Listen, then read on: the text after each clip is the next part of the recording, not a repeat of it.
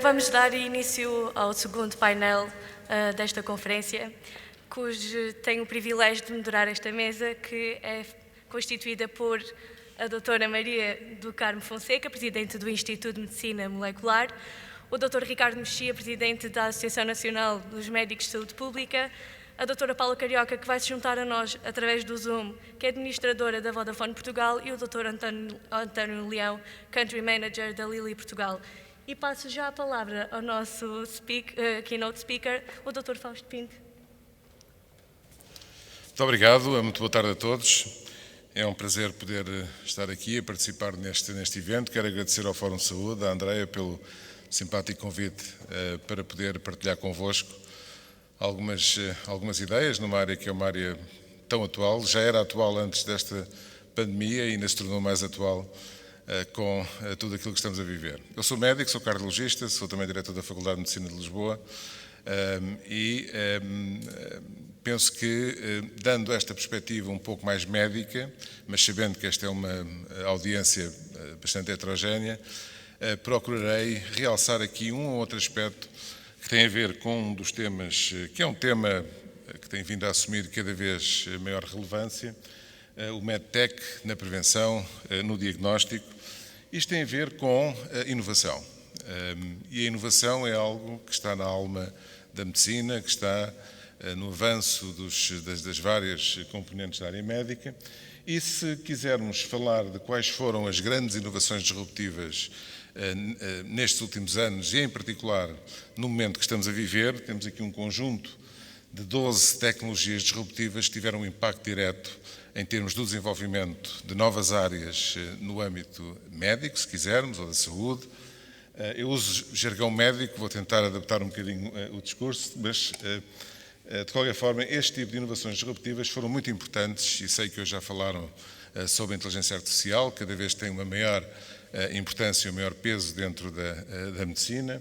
E temos depois todo um conjunto de outras, desde os avanços nas robóticas, nas genómicas, na realidade virtual, na impressão 3D, enfim, há todo um conjunto de novas áreas tecnológicas, e temos aqui 12, como poderíamos ter mais, que de facto têm consubstanciado este desenvolvimento que tem sido aplicado à medicina e, como veremos, em particular no momento que estamos a viver, tem tido um impacto que eu diria ainda mais significativo.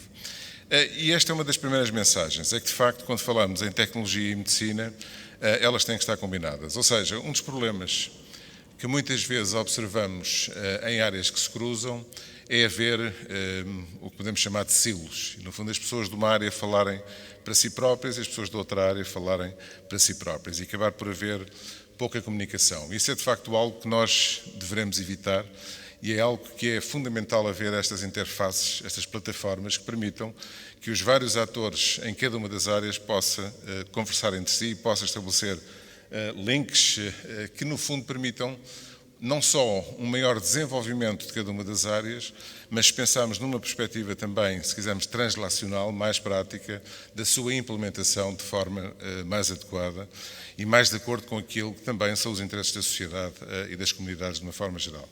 E esse é, de facto, um aspecto que me parece importante, porque muitas vezes vemos, de facto, as pessoas falarem para os seus grupos, e nós médicos nisso somos talvez dos maiores pecadores.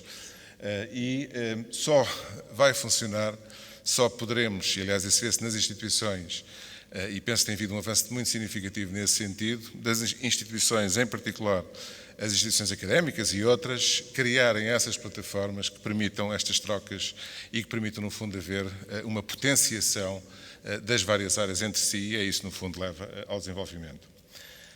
Vivemos na era do que alguns têm chamado quantified self, quer dizer, no fundo, autoavaliarmos, o autoquantificarmos. Claro que este tema, e talvez pudesse começar por aí, é um tema vastíssimo e é um tema que poderia ser abordado por vários ângulos e sob várias perspectivas. E tem tido, de facto, matizes muito interessantes e também condicionados um pouco com a evolução de vários aspectos da própria sociedade que têm levado à sua implementação e ao seu desenvolvimento. Mas, de facto, vivemos este momento. Portanto, é um momento em que as pessoas cada vez mais, como que, não só por terem um acesso a uma informação de forma mais disseminada e mais detalhada, É importante também haver a tradução dessa informação e a sua adequação àquilo que interessa, que é no fundo essa informação poder ser trabalhada e poder ser passada de forma adequada, porque muitas vezes o que vemos é a informação, eu às vezes digo de uma forma um pouco mais leve, que o excesso de informação pode ser tóxico, sobretudo se não for devidamente trabalhada e se não for devidamente compreendida. Mas é um facto que hoje em dia há quase como uma exigência social, em termos da própria comunidade como um todo, de ter acesso e ter a capacidade de poder utilizar estes vários tipos de dispositivos, que no fundo o objetivo que têm é a possibilidade de nós podermos utilizar dispositivos, metodologias que permitam avaliar melhor a nossa saúde, quer na saúde, quer na doença, que é também um outro aspecto importante. Estes são alguns exemplos, enfim, não quero entrar demasiado em detalhes, mas muitos deles são do domínio público, os Apple Watches, enfim, o próprio iPhone, os Androids, etc. Mas na área médica têm sido desenvolvidos muitos aparelhos, muitos dispositivos que são utilizados não só para a monitorização de parâmetros simples, como alguns até bem mais complexos. Acabámos de publicar um paper do nosso grupo na área da insuficiência cardíaca. Temos hoje em dia um manancial imenso de dispositivos que podemos utilizar para fazer a monitorização remota dos doentes, o que permite ter várias vantagens, não só o conforto do doente poder remotamente ser avaliado, não tendo que vir em ambiente hospitalar, como também a possibilidade de podermos remotamente fazer avaliações várias, ajustes vários e até, de certa maneira, melhorar a forma, monitorizar de forma mais adequada, se quisermos, vários parâmetros que são úteis depois naquilo que é a abordagem do doente e o acompanhamento do doente nas suas várias patologias. Mas, independentemente da doença, também existem outro tipo de dispositivos, e eu acho que o Apple Watch talvez seja daqueles mais utilizados hoje em dia, em que cada vez mais as pessoas como que exigem ter esse tipo de dispositivos para se como que autocontrolarem, como se autorregularem e isso poder ser utilizado depois das mais variadas formas. Isto poderá entrar dentro, quer dos aspectos de prevenção, quer de diagnóstico, mas, mais uma vez, devidamente enquadrados, e penso que há aqui um risco também haver uma disseminação, eu diria quase irracional, deste tipo de dispositivos, e às vezes é imparável, e daí também o papel que, sobretudo, a comunidade científica, a comunidade médica tem de contribuir para a sociedade, para também ajudar a esclarecer e ajudar a que a utilização deste tipo de dispositivos possa ser a mais adequada possível. Isto é um aspecto, este é um conceito interessante e que, no fundo, resulta de uma mudança de paradigma que temos vindo a observar ao longo destes últimos tempos. Nós passamos de uma medicina em que, se compararmos, eu sei que isto se vê mal, mas basicamente, se compararmos a relação médico-doente e o empowerment do médico e o empowerment do doente, nós passamos de uma medicina que há uns anos atrás era muito médico-cêntrica, se quisermos, em que havia até um certo paternalismo por parte do médico em relação ao doente, à medida que o conhecimento vai avançando e, acima de tudo, à medida que o doente vai estando cada vez mais integrado no seu próprio tratamento, e agora falando mais na perspectiva do doente, embora se possa também aplicar ao indivíduo saudável, mas no fundo tem havido um desvio para a direita no sentido em que cada vez mais o doente ou o indivíduo ser responsabilizado ou corresponsabilizado pelo seu próprio tratamento, pelo seu próprio seguimento, pela sua própria monitorização e haver no fundo aqui, se quisermos, uma relação, eu diria, uma adequação e uma modernização daquilo que deve ser a relação médico-doente, que é uma relação intemporal, mas que deve também acompanhar aquilo que são os desenvolvimentos tecnológicos que permitam apurar e melhorar esse tipo de relação, que é uma relação essencial para a prática da boa medicina. E, de facto, isto tem muito a ver precisamente com o que estamos aqui a discutir, que é a capacidade que as pessoas hoje em dia têm de poderem não só estar mais instruídas e serem mais educadas em relação a aspectos relacionados com a doença, tem a ver também com o que nós designamos como comunicação em ciência e comunicação em saúde. E, portanto, tudo isto são elementos fundamentais que, devidamente articulados e devidamente desenvolvidos, podem, de facto, contribuir para uma melhoria da saúde sensu lato. Portanto, e quando falo em saúde, falo quer na saúde, quer na doença.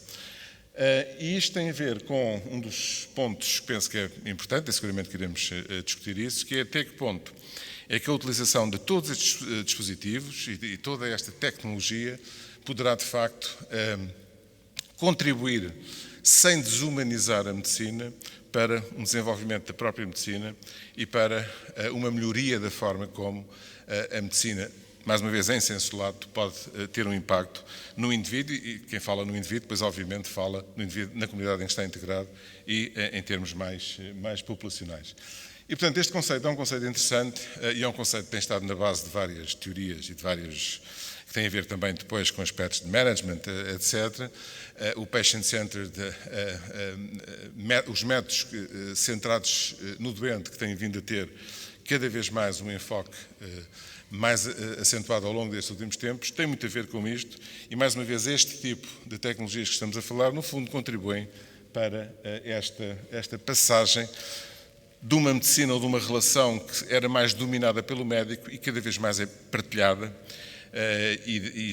desde já eu diria, há algum tempo, que é cada vez mais óbvio a necessidade e a importância e até os melhores resultados se de facto houver uma boa interação e houver o chamado engagement do doente dentro do seu próprio tratamento e dentro da sua própria doença. E isto é algo que parece óbvio, mas quem está no terreno sabe que nem sempre é assim tão óbvio.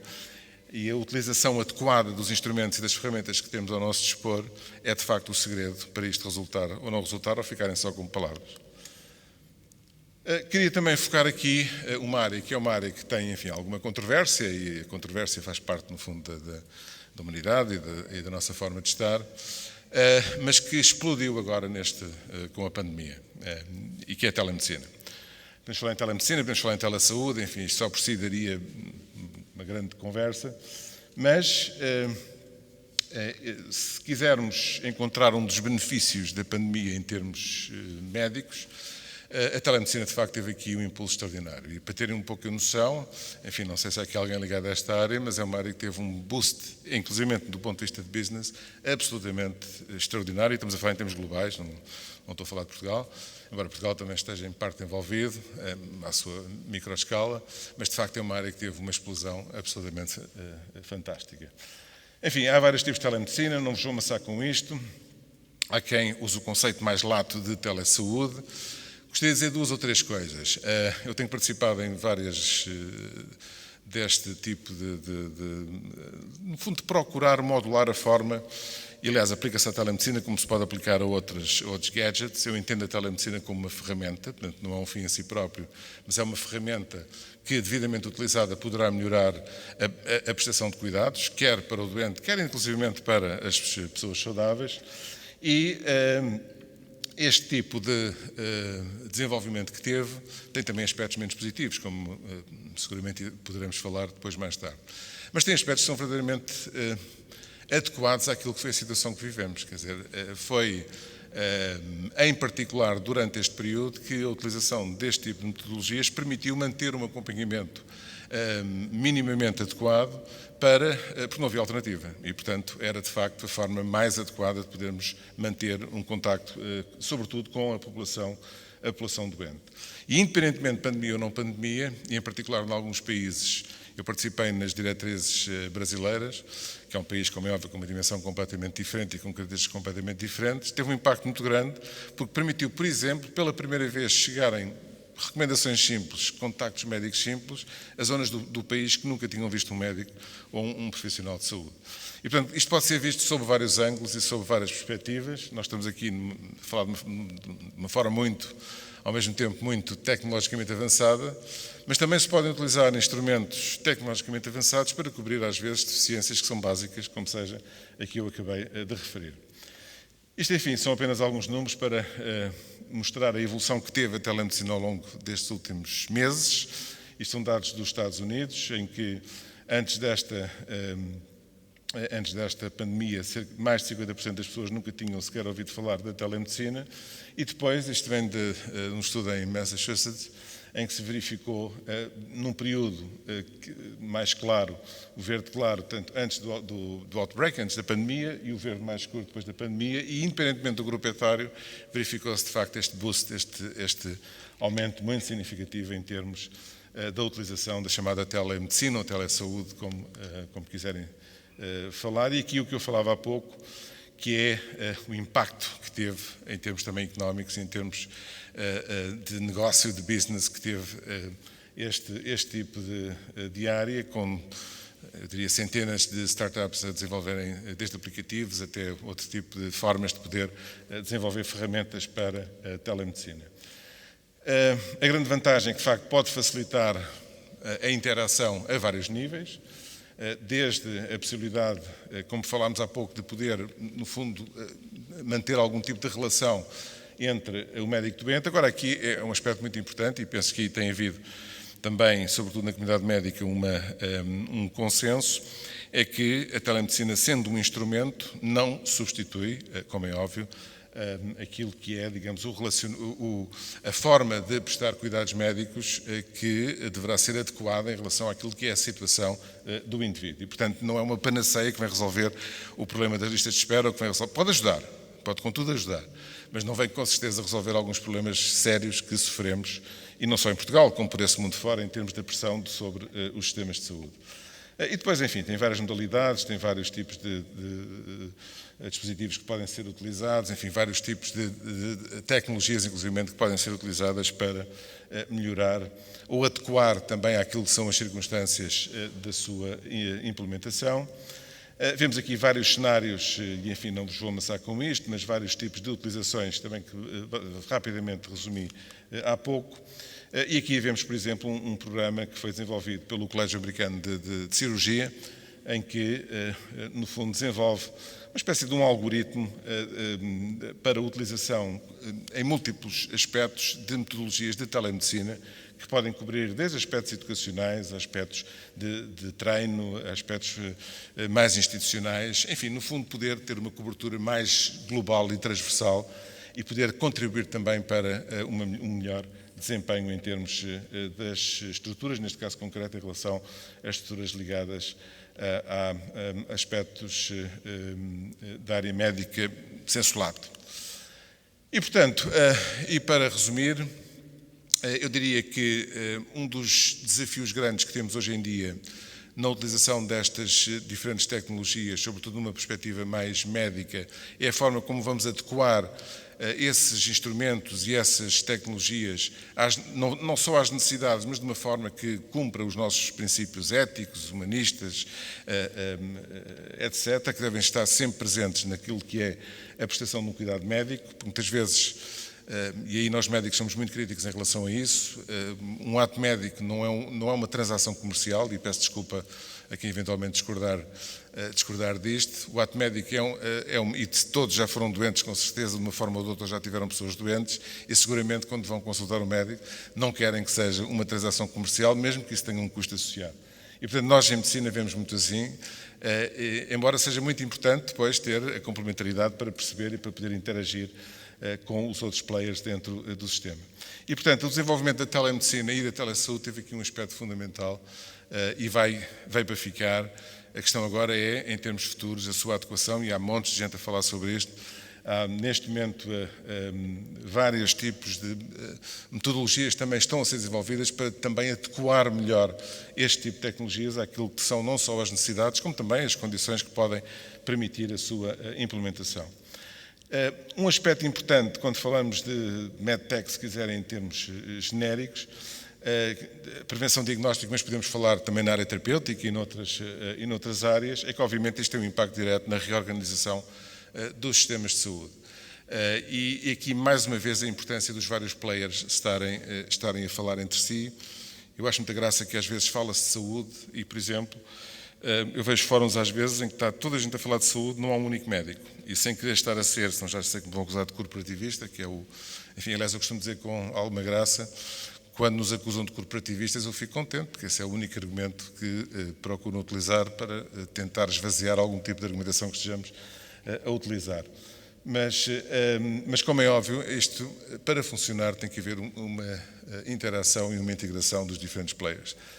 E aqui, a utilização destas novas tecnologias, e é por isso que muitas vezes há uma desincronia entre aquilo que é o desenvolvimento tecnológico e a sua aplicação, é quando não há uma visão médica para um desenvolvimento na área da saúde.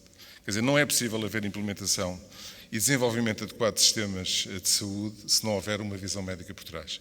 Independentemente daquilo que seja, como é óbvio, toda a área de gestão, de management, que é fundamental que seja também altamente profissionalizada, mas não creio, sinceramente, que isto possa ser feito sem que haja por trás uma visão claramente médica. Porque, no fundo, estamos a falar de medicina, estamos a falar de saúde. E, portanto, é nesse contexto que... E só resulta, de facto, se houver a capacidade dos players principais se poderem entender entre si. E já agora, sei que não estou num ambiente totalmente médico, portanto vou-me arriscar, mas há pouco tempo saiu um estudo que mostrou, nos Estados Unidos, que as estruturas médicas melhor geridas eram aquelas que tinham à cabeça, adivinhem, um médico.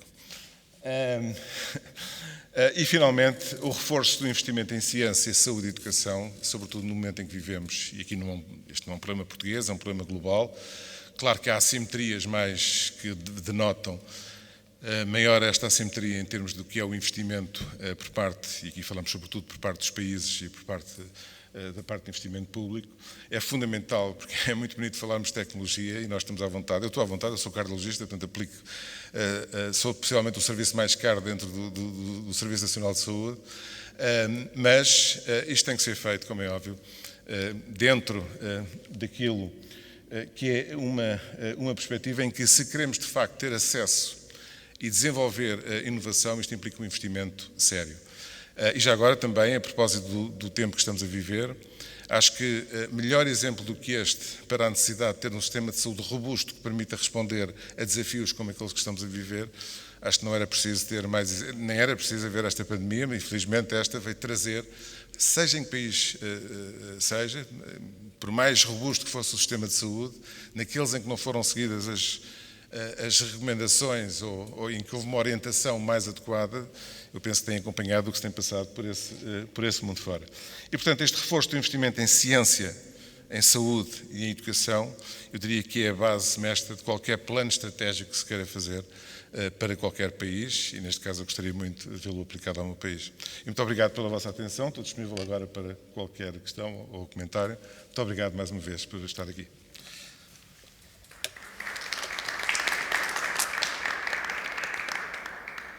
Vamos dar então início à discussão, chamava aqui os oradores. Posso começar então com uma primeira questão? Se quiser pode sentar aqui, esteja à vontade. Deixe-me pôr a doutora Paula Carioca aqui. Quer-me ajudar? Tem que ser com os dois dedos. Podemos pôr já em coisas.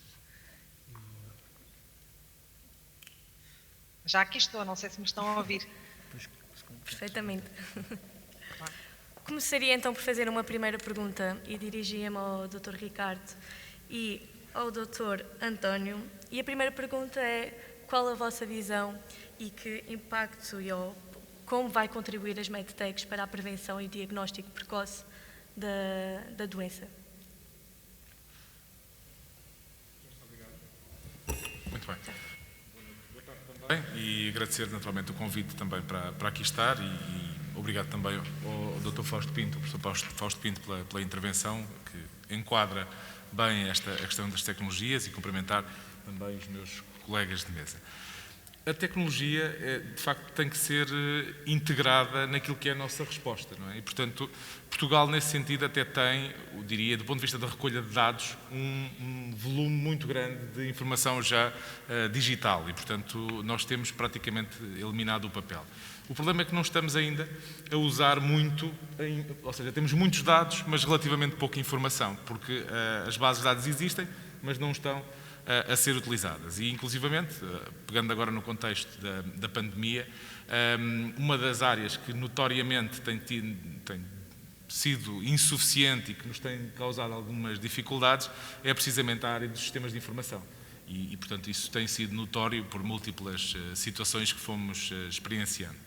Agora, parece-me que, de facto, esta possibilidade que nós temos de integrar a informação de diversas fontes, e temos desde a questão dos sensores, temos a questão da telemedicina, enfim, há aqui um conjunto de dados que podem ser associados a um determinado cidadão, não necessariamente a um doente, a um cidadão, julgo que nos podem dar armas para nós utilizarmos essa informação de forma bastante mais produtiva.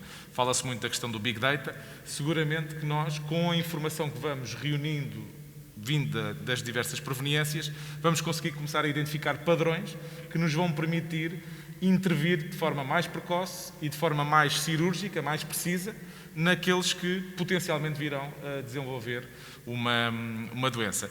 E vamos começar a passar a identificar alguns padrões que anteriormente não tínhamos possibilidade. Saltando aqui um bocadinho fora até daquilo que tem a ver com a saúde, para trazer um exemplo muito prático. Há já alguns anos, ou um par de anos atrás, tivemos uma situação em que uma senhora que, não sabendo ainda que estava grávida, começou a receber anúncios, quando estava a navegar na internet, de produtos para criança. Ou seja, ela ainda não sabia que estava grávida, veio a descobrir depois, mas o seu padrão de consumo tinha-se alterado, de maneira que os algoritmos tinham identificado que ela, estando grávida. E, portanto, se nós conseguirmos, passando aqui para a nossa realidade da saúde, passar a identificar pequenos padrões, seja por informação recolhida por sensores, seja no contexto do recurso ao cuidado de saúde, seja por informação recolhida, por exemplo, no âmbito dos exames complementares de diagnóstico, coligindo essa informação, poder identificar padrões que permitam antecipar fenómenos de doença e intervir de forma mais precoce. Isto no contexto do diagnóstico. Do ponto de vista até da própria promoção de estilos de vida saudáveis, também há aqui muito que pode ser feito, precisamente identificando quem é que podem ser os alvos mais preferenciais e em que, digamos, os dividendos para a sua saúde seja mais significativa, mediante também, digamos, este abordar da tecnologia de uma forma mais geral. Portanto, acho que há aqui uma margem de progressão enorme, temos seguramente muito ainda que aprender, mas é de facto uma área que eu julgo que tem muito potencial para evoluir nos próximos anos. Dr. António, quer comentar? Pois, eu acho que... Obrigado. Boa tarde a todos e agradeço também, aproveito para cumprimentar e agradecer o convite. Eu acho que esta temática, todos nós somos impactados pelas novas tecnologias nas nossas vidas e, portanto, a utilização das novas tecnologias na área da prevenção, que julgo que é realmente aqui o tópico, é inevitável e não sofre aqui qualquer tipo de dúvida que vai acontecer e vai permitir uma personalização que as pessoas querem, que as pessoas necessitam e de alguma forma já entrou nas nossas vidas e vai continuar a entrar. Eu gostava, no entanto, de trazer aqui aliás, o professor Fausto Pinto ali na sua apresentação também tocou isto. Isto não podemos perder aqui a noção de que isto é feito para as pessoas. E por isso tem que ser feito com as pessoas. Enfim, isto é uma afirmação com a qual todos concordamos, mas depois, quando vamos ver as decisões, nem sempre isto é real, nem sempre isto se traduz em decisões que o demonstram. E portanto, eu trazia aqui a questão da literacia. Nós em Portugal temos mais de 1 milhão de pessoas, têm mais de 70 anos. E estas pessoas abraçaram as novas tecnologias também, não ficaram paradas. Mas abraçaram-nas de uma forma diferente, não é? Não todos utilizamos a tecnologia da mesma forma. Portanto, é preciso que estas novas tecnologias acompanhem os grupos populacionais de acordo com aquilo que é a sua necessidade própria. Vai haver aqui uma tentação, acho eu, para modelar as decisões de acordo com os ganhos financeiros imediatos. E isso não necessariamente é errado. É errado, na minha perspectiva, se for o único fator que estejamos a considerar. A telemedicina é ótima porque permite que o médico tenha 3 ou 4 interações por cada meia hora, 10 minutos, e compra os seus 10 minutos e pronto. Ora, nem todos os doentes beneficiarão com a telemedicina, nem todas as áreas beneficiarão igualmente com a telemedicina, isto para dar um exemplo. E no entanto, obviamente que a telemedicina teve aqui um impacto que não vai voltar para trás. Portanto, o ponto que eu aqui deixo tem muito a ver com o adequar toda esta evolução e fazê-lo com as pessoas, ao serviço das pessoas. Há bons exemplos que nós devemos, e às vezes olhamos para Portugal e achamos, nós não conseguimos implementar as coisas de forma adequada.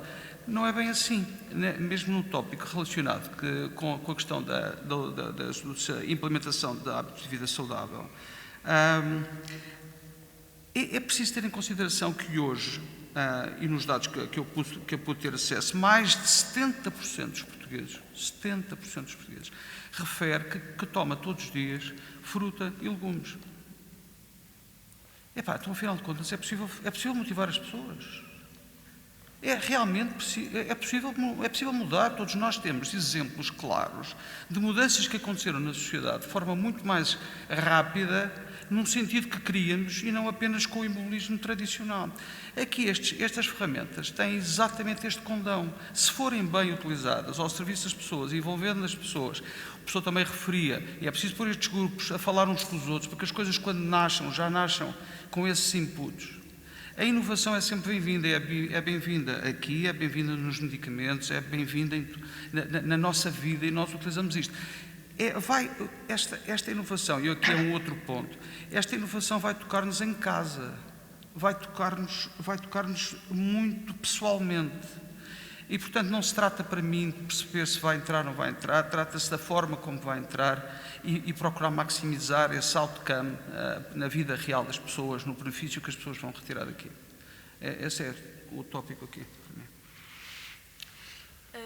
Poderia continuar consigo, Dr. António, e gostaria de saber qual é a importância das medtags na interface da medicina humana e medicina veterinária animal.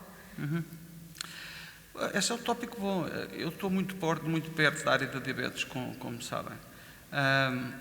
E estas novas tecnologias na área da diabetes estão a entrar de uma forma absolutamente dramática. Estão a entrar pela vida dos doentes fora. E há muitos produtos que vão entrar. Estas parcerias que hoje acontecem entre as empresas da indústria farmacêutica com as medtech já nem sequer são novas. Já existem variedíssimos exemplos. Que aqui a Portugal também hão de chegar, e eu espero que mais cedo do que mais tarde, porque ajudam muito realmente estes doentes na área de diabetes, então é absolutamente espantoso. Imaginem, estes doentes estão muito entregues àquilo que é a sua capacidade de gerir a sua própria situação.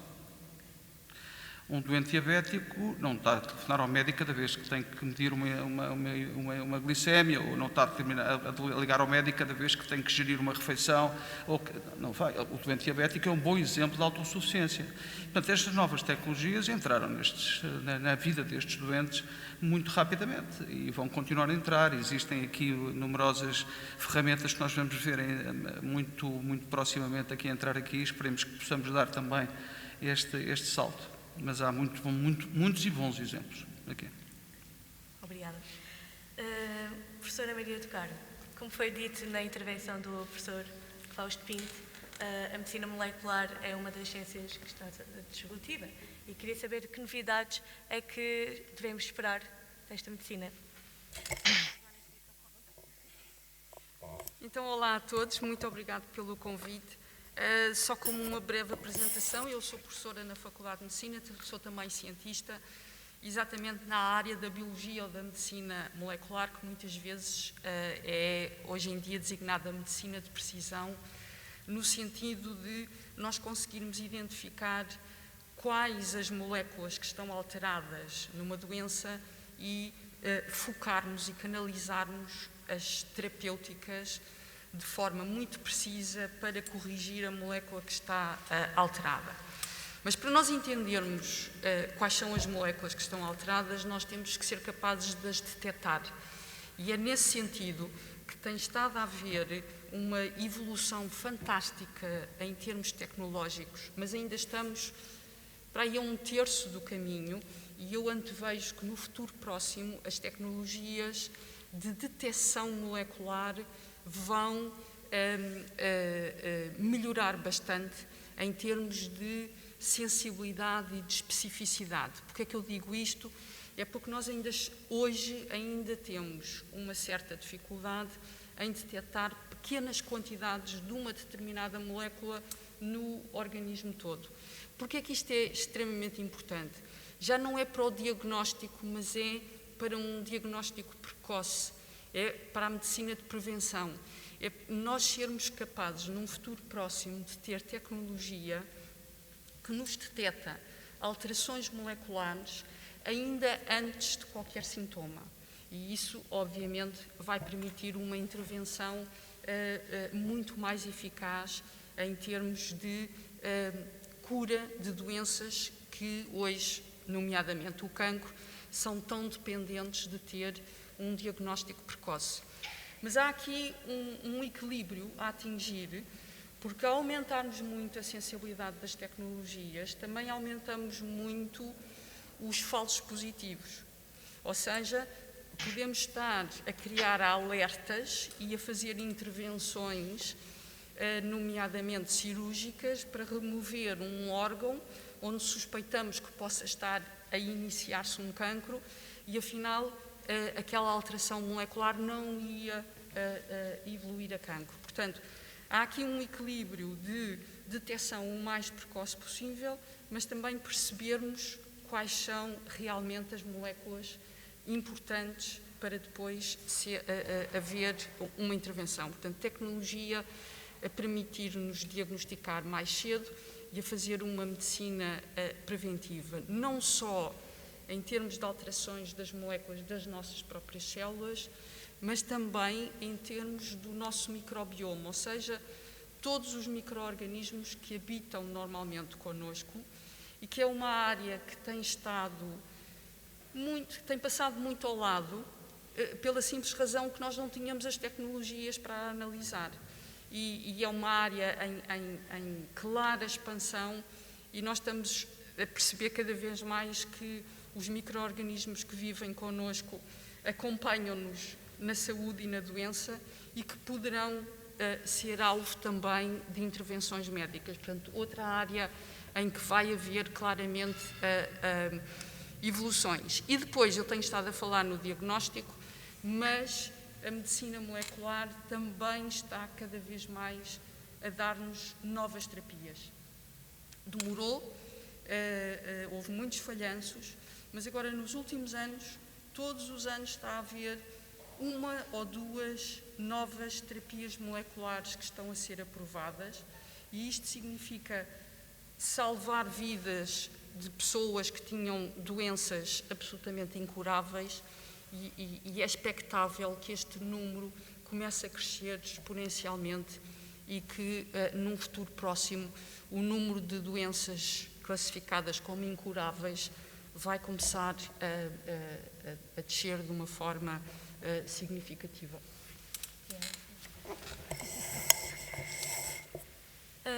Professora Paula, doutora Paula, estão a ouvir? Sim, estou a ouvir. Está-me a ouvir também? Gostaria de lhe fazer então uma pergunta. Como já deu para perceber, as medtechs trazem vários benefícios e vêm para moldar o futuro. Mas venho-lhe a perguntar se realmente os benefícios estão balanceados com o risco. Risco este de segurança e privacidade dos nossos dados. Olha, então, obrigada pelo convite do Fórum de Saúde e queria daqui cumprimentar os colegas de painel e saudar o professor Fausto Pinto pela excelente apresentação e dizer que me revejo absolutamente numa mensagem-chave que o professor passou, que é tecnologia e medicina têm de estar de mãos dadas e não trabalhar em silos e, portanto, trabalhar de maneira a que a adoção e a utilização das tecnologias possam efetivamente ser utilizadas em benefício de quem delas vai utilizar. Isso só se consegue através, efetivamente, de um trabalho que não é apenas de identificação da necessidade, que obviamente tem que ser feita para se adequar àquilo que se destina, mas sobretudo pensando naquilo que vai contribuir para a melhoria da condição de vida das pessoas. E E aqui, e ligando isto com a pergunta que colocou, eu diria que, e se calhar passando a dar um exemplo concreto, porque para materializar em que é que com o avanço tecnológico e com mais tecnologia, estamos também a contribuir para a humanização e para uma melhor personalização e humanização do exercício da medicina, porque pensamos nas pessoas e trabalhamos com os profissionais para que efetivamente isso seja em prol da melhoria do bem-estar, da melhoria da saúde, da melhoria do tratamento, seja de quem deles necessita. Então, eu diria que um exemplo, e também pegando naquilo que o professor Fausto Pinto disse, que a pandemia de facto contribuiu inevitavelmente para a aceleração e para a utilização destas novas tecnologias, com destaque para o recurso à telemedicina e em concreto à telemonitorização. E nós temos um caso concreto de uma solução tecnológica que foi desenvolvida para exatamente fazer aquilo que era o objetivo de apoiar a prestação de cuidados de saúde remotamente. E na realidade, isto foi desenhado, e portanto, como é um caso concreto e está a ser muito útil neste momento, eu destaco porque tem aqui as questões da privacidade, da proteção dos dados, mas em primeira instância garantindo essa proteção de dados e, portanto, porque os dados só são disponibilizados com o consentimento de quem utiliza, do seu utilizador que fornece. Há também aqui a garantia de que os dados são anonimizados. Ora, numa situação em que temos uma solução que é desenhada para responder há uma necessidade concreta da equipa de unidade de hospitalização domiciliária, e vou dar o caso concreto do Hospital Garcia da Horta, basicamente para quê? Esta hospitalização domiciliária como resposta para fazer aumentar o bem-estar dos pacientes e das suas famílias e fazer diminuir em simultâneo a sobrecarga dos recursos do hospital. E desta forma antecipar o retorno do paciente à sua casa após um internamento ou após uma cirurgia, reduzindo dessa maneira também a probabilidade de contrair infecções e acelerando a sua recuperação através da melhoria do estado do seu bem-estar e do seu estado de espírito pelo facto de estar em casa. E na realidade é possível, através desta solução, e isto é feito para apoiar remotamente a recuperação do doente em casa, é possível aos profissionais de saúde fazerem uma avaliação clínica regular do seu paciente, procedendo remotamente à sua monitorização e recolhendo os parâmetros, e estes são parâmetros de exemplo, pressão arterial, a frequência cardíaca, os níveis de glicémia, os níveis de oxigênio, incluindo o peso e até índice de massa corporal e temperatura. E isto é feito de que forma? Há de facto um tablet que basicamente permite fazer videochamada se ela for necessária, mas que incorpora também, e por isso não é necessário requisitos nem conhecimentos técnicos das pessoas que o vão utilizar, porque ele integra tipo um enfermeiro virtual para ajudar no manuseamento destes dispositivos e, portanto, depois todos os sensores estão associados a um dado utilizador, e é aquele utilizador e não outro, portanto, aquela pessoa, aquele doente, e comunicam através de um hub que está dedicado e que conecta essa informação e que basicamente em casa está ligado a uma tomada e cria ali a rede local em casa, mas como foi previamente configurado neste hub, os sensores não carecem sequer de ações de emparelhamento para que funcionem e, portanto, quer do ponto de vista do doente que vai utilizar, não precisa de saber nada de informática, nada de utilização, porque aquilo conecta e emparelha automaticamente todos os devices a este hub e basicamente permite esta recolha destes sinais que são muito importantes para acompanhar a evolução e a monitorização destes sinais. E não há temas relativos à segurança e à privacidade dos dados, porque este hub tem um sistema operativo proprietário que protege contra ataques, contra vírus e, por outro lado, toda esta conexão, toda esta comunicação destes dados que são transmitidos para este hub central, são feitos neste sistema operativo proprietário e, portanto, todo o tráfego é chamado roteado através da rede core do operador, neste caso da Vodafone, não ficando por isso exposto à internet. E, de facto, a solução é segura, porque, by design, portanto, como ela é desenhada, é compatível com todos os requisitos definidos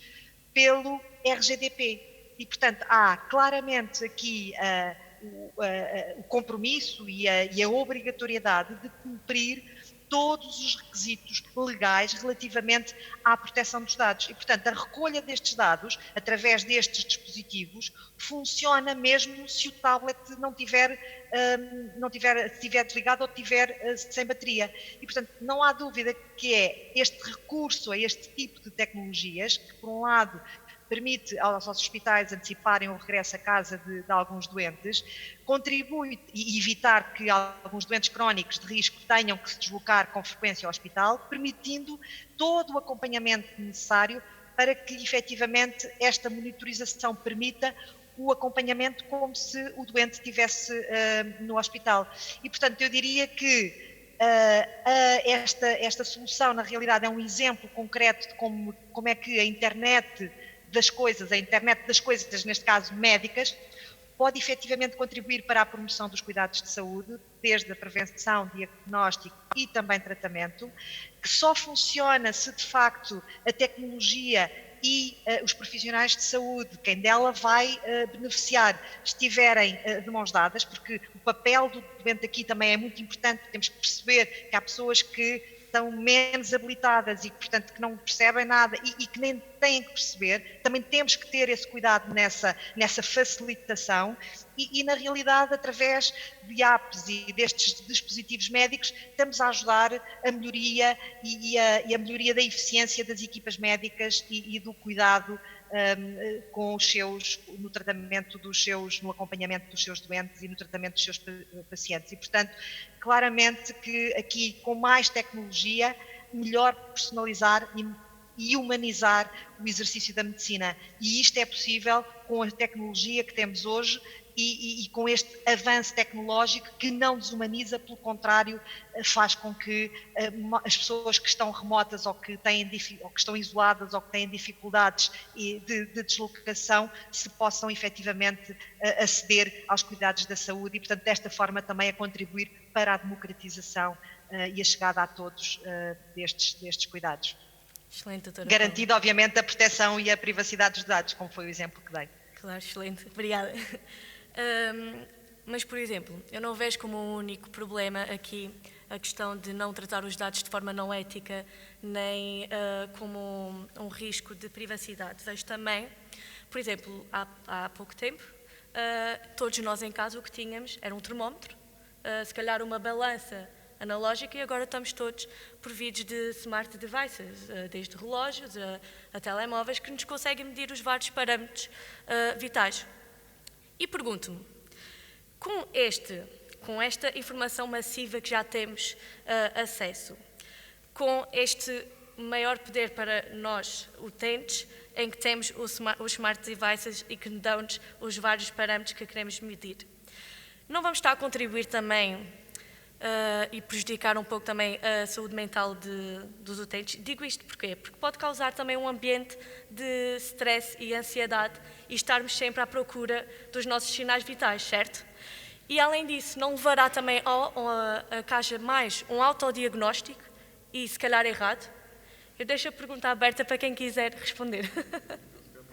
E depois deixar os meus colegas também, porque repara, hoje em dia nós temos, e nós que fazemos clínica, temos como nosso competidor direto o Dr. Google, não é? Que as pessoas hoje em dia já vêm com informação, e há pouco eu dizia que o excesso de informação não trabalhada pode ser tóxico. E às vezes eu digo isto aos meus doentes, eu acho muito bem que as pessoas tenham, obviamente, a informação está aí, está acessível, mas isto prende-se com outro aspecto que me parece muito relevante e que é, no fundo, aquilo que tem a ver com, se quisermos, a educação para a saúde ou a educação para a ciência, ou seja, é também a capacidade que tivemos enquanto sociedade de produzir um nível educacional. Isto é um processo que se vai trabalhando e é por isso que temos sociedades mais avançadas, outras avançadas, enfim, um conceito às vezes não é totalmente consensual, mas de qualquer forma, naquilo que é o nosso padrão, ter sociedades mais educadas, mais avançadas, esse é um processo contínuo, é um processo que começa desde muito pequeno. É por isso que nós fazemos, e hoje em dia existem já várias entidades, isso também é interessante, não é? A multiplicidade de coisas que já existem, de entidades envolvidas, de processos que já foram desenvolvidos, porque de facto todo este é um processo dinâmico, é um processo que não tem fim e para o qual, como sociedade, é importante que esteja estruturada para permitir que a forma como isto depois é feito tenha resultados. Ou seja, nós, porque isto tem a ver com outro aspecto da discussão que eu acho que é interessante, e também depende um bocadinho da granularidade até onde queremos ir da discussão. Às vezes discute-se muito os processos, ou discute-se muito a parte operacional, ou a parte mais técnica, mas às vezes o que faz falta é uma visão integradora. Quer dizer, muitas vezes o que faz falta, e isto tanto se prende com um país, como com uma empresa, como com uma instituição, é haver uma visão e depois desenvolver uma estratégia para implementar essa visão, no fundo, e não nos contentarmos apenas com o poder estar a fazer algo, pode ser muito interessante, mas que é inconsequente. Isso muitas vezes em termos sociais, e eu acho que às vezes falhamos nisso como país, há pessoas fantásticas, há coisas fantásticas que estão a acontecer em determinados locais, mas falta aqui às vezes alguma integração. E claro que isto não é fácil, se fosse fácil todos, mas há de facto diferença às vezes entre países, entre regiões dentro do próprio país, tal como há entre instituições, já para não falar entre pessoas. Mas isto prende-se com aquilo que perguntou, quer dizer, é um facto que, estando a informação disponível, se não houver capacidade por parte da sociedade, com os vários instrumentos que tem, com as várias comunidades que tem, de saber utilizar essa informação, a informação pode ser desperdiçada. E até pode ser, de facto, muitas vezes tem, elementos que são menos positivos e que até podem ser muito negativos se não forem devidamente trabalhados e devidamente enquadrados dentro deste enquadramento estratégico, se quiser, que uma sociedade deverá ter. E esse é o grande desafio. Quer dizer, o grande desafio, tal como o grande desafio de uma instituição, por exemplo, do ensino superior, seja ela qual for, é garantir as condições para que o conhecimento seja transmitido, para desenvolver novas ideias, ter uma capacidade de abertura para permitir a integração de conhecimentos, depois com aplicabilidade prática, independentemente das áreas. Em relação a isto também é algo que deve ser trabalhado enquanto comunidade, obviamente com as pessoas mais, ou as áreas, ou as instituições que estão mais aptas e capazes e com as competências para o poderem fazer, estarem devidamente integradas dentro desse sistema, para permitir, no fundo, que aquilo que é um privilégio que nós temos como sociedade neste momento, que é ter acesso a toda esta informação, a todo este tipo de gadget, o sabemos utilizar de forma adequada. E esse é um desafio societal e que depende de todos nós, mas depende, acima de tudo, de haver uma estratégia, se quiser, que seja mais abrangente e que permita, de facto, ser devidamente, ter resultados que demonstrem essa eficácia. Senão, acaba por ser, no fundo, uma sociedade ad hoc, o que às vezes também se observa e que não é, às vezes, o mais positivo. Obrigada, professor.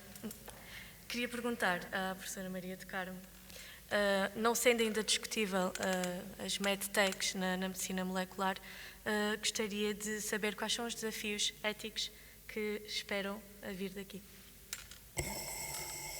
Eu acho que isso é uma excelente pergunta que as nossas sociedades têm que estar preparadas, porque não há dúvida que já hoje os avanços científicos da medicina estão a permitir fazer tratamentos, alguns ainda num âmbito experimental, que levantam a questão ética: quando é que vai ser permitido o acesso de doentes, e às vezes estamos a falar de crianças e são os pais que fazem uma grande pressão para que o tratamento seja administrado. Vai ser preciso, os conceitos de ética a que estamos habituados vão começar a ser abanados, estão a sofrer uma disrupção pelos avanços muito rápidos de novas possibilidades terapêuticas, de novas possibilidades de intervenção e de desenvolvimento mais rápido de terapias personalizadas. Eu gostava de lembrar que dentro da corrida às vacinas para o Covid, estão novas metodologias de desenvolver vacinas que já estavam a ser testadas no sentido de se criarem medicamentos personalizados para cada pessoa num intervalo de tempo compatível com tratar aquela pessoa. Portanto, nós estamos a aproximar de uma nova fase terapêutica em que tudo acontece muito mais rapidamente e que os circuitos regulamentares e éticos vão ter que se adaptar. Por outro lado, este é um dos aspectos. Por outro lado, a informação molecular tem imenso impacto não só na saúde das pessoas, mas na possibilidade de identificar indivíduos, quer o próprio, quer os seus familiares, e, portanto, de haver uma monitorização individual na sociedade. E isto até já ultrapassa um bocadinho a ética e entra em políticas, porque há países que têm regimes ideológicos mais centralizados, mais centralistas, e que acham que é absolutamente normal o Estado ter acesso a bases de dados com informação de DNA, por exemplo. E com bases de dados de DNA, cada um de nós passa a ser um ponto que se consegue identificar em qualquer local onde estejamos em qualquer momento. E, portanto, o conhecimento molecular ultrapassa os meros constrangimentos de saúde e de doença e passa a ser um método de identificar, monitorizar e acompanhar os cidadãos num país. E, portanto, as implicações éticas são extremamente abrangentes com este conhecimento. Obrigada. É muito importante, porque isto mostra a vulnerabilidade do sistema também. Imagino o que é, por exemplo, a nossa caracterização individual ser utilizada, coisas tão simples como uma companhia de seguros, para discriminar negativamente as pessoas. Portanto, isto abre aqui aquilo que a professora estava a dizer, que é absolutamente correto. Quer dizer, isto abre aqui um conjunto de questões de âmbito ético e humano, para os quais tem sido tão rápido que ainda não estamos bem preparados para responder a tudo isto, mas temos de ter algum cuidado. Eu diria melhor também. Queria perguntar se alguém da audiência quer fazer umas questões. Se não, faço eu a última também para não nos alongarmos tanto. E faria a última pergunta à doutora Paula. E queria perguntar, como já disse, que a tecnologia ia ser a maior aliada, se calhar, na saúde neste futuro. Queria perguntar, com a implementação do 5G, de que maneira é que vai impactar a saúde em si? Ok. Bom, então, o 5G não é nenhum papão, o 5G está aí, estamos agora, a rede é 4G, e, portanto, no início de 2021 é lançado o 5G. E isto, na realidade, é impulsionar, o 5G vai impulsionar vários avanços tecnológicos, e em prol daquilo que têm sido os avanços feitos até agora. Mas o que é que o 5G vai trazer de diferente, ou o que é que vai trazer de complementar, o que é que vai permitir? Não há dúvida que todos os setores vão beneficiar da tecnologia 5G, mas a saúde é a área em que o impacto será mais significativo. E porquê? Eu aqui, se calhar, digo talvez seis ângulos de impacto onde o 5G vai trazer add-ons sobre aquilo que já hoje existe disponível. E o exemplo que dei há bocado da monitorização remota de pacientes, a hospitalização domiciliária, o que é que vai ganhar com o 5G? Não é só isso, mas que áreas e que impacto é que vai ter? Seis perspectivas complementares. Eu diria, primeiro, o 5G vai trazer baixa latência. O que é isto da baixa latência? É, na realidade, a possibilidade de transmissão em simultâneo, da transmissão em tempo real. Traz também velocidade ultra rápida e isto abre horizontes para a prestação de cuidados de saúde à distância, beneficiando em paralelo os prestadores e doentes ao permitir o quê? Conectar virtualmente existe hoje, mas hoje já nos conectamos virtualmente. Sim, o que é que o 5G vai trazer? Por causa desta velocidade muito mais rápida e desta baixa latência, vai trazer em tempo real, isto é importante, em tempo real, som e imagem. Depois um segundo ângulo, que é o desenvolvimento, a aceleração da telemedicina, no sentido em que permite estender remotamente os cuidados de saúde a quem a eles não pode aceder, nomeadamente os doentes crónicos, os idosos e os confinados ao domicílio. Um terceiro ângulo, eu diria, que é a própria exportação ou ampliação da expertise médica, que deverá, no interesse até da experiência, estar descentralizada a localizações remotas e que, na realidade, passa a servir, esta expertise passa a estar disponível e chegar a localizações remotas e, portanto, desta forma, aqui a contribuir para o acesso e para a democratização da saúde, onde pessoas que estão em zonas que não têm tanto acesso a cuidados mais qualificados ou determinadas especialidades, poderem aceder remotamente a essa expertise que está em determinados polos, ainda que o acedam de forma remota.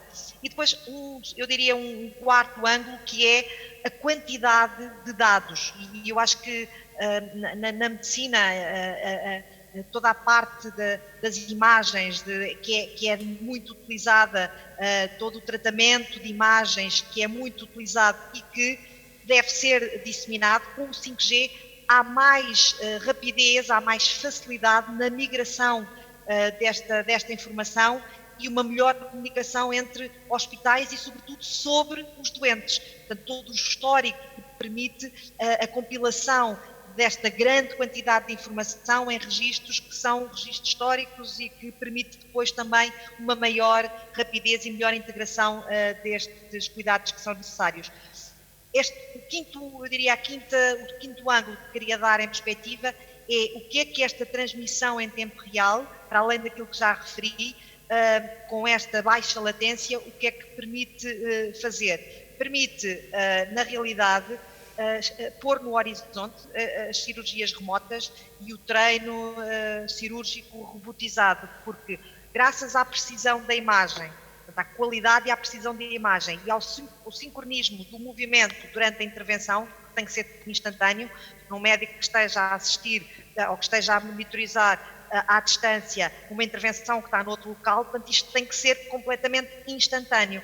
E isto, combinado com a realidade aumentada, traz aqui um impacto muito significativo neste avanço, porque se pensarmos, por exemplo, mesmo não sendo na parte das cirurgias remotas, mas se pensarmos nas ambulâncias, as ambulâncias conectadas, onde há uma intervenção, um paramédico chega, tem uns óculos com realidade aumentada e é possível passar a imagem em Ultra HD para o médico que está no hospital e perceber o sintoma, qual é o ambiente em que o acidente ocorreu, qual é o sintoma que está a visualizar que a pessoa afetada está a ter e, ao mesmo tempo, o médico que está no hospital pode passar procedimentos através dos óculos para que o paramédico possa atuar e, desta forma, antecipar e facilitar a preparação dos hospitais para a recepção dos ambientes. E depois o sexto ângulo que gostava de dar é como é que isto tudo, combinado com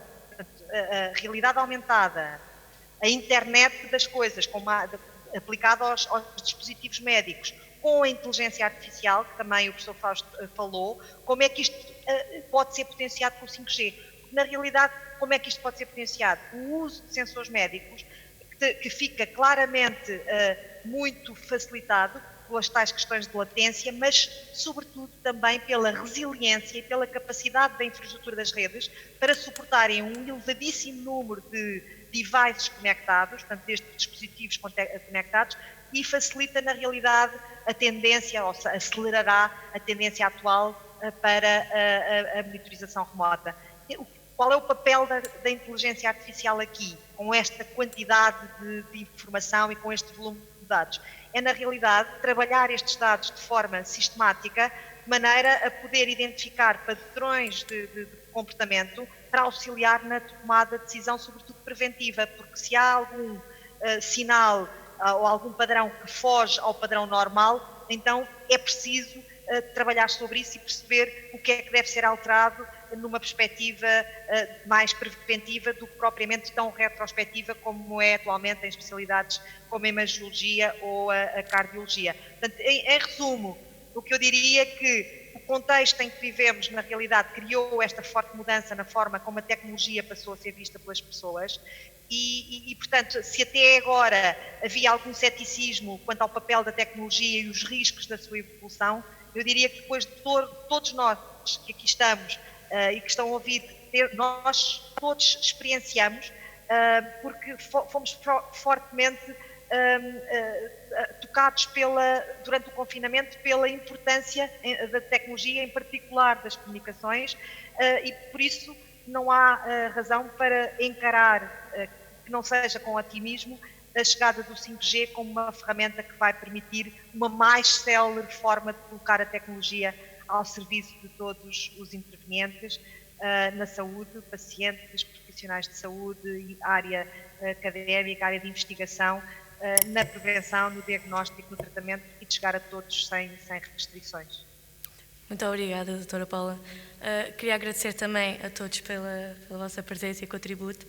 Não sei se o professor Fausto Pinto quer dar um último comentário só para finalizar a mesa ou se passamos já ao próximo painel.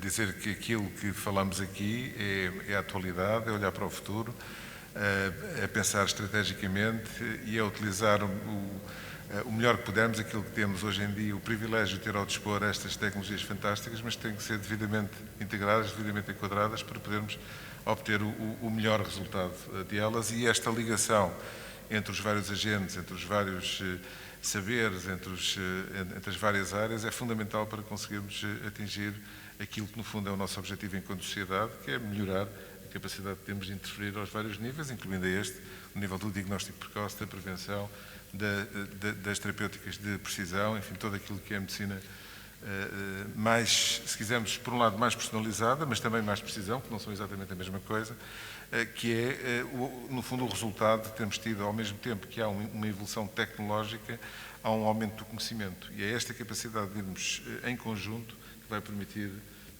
fazer com que haja um avanço da sociedade e é isso que nós queremos. Muito obrigada. Vamos dar então por finalizado este painel e vamos começar então com o painel das MedTechs na área do tratamento.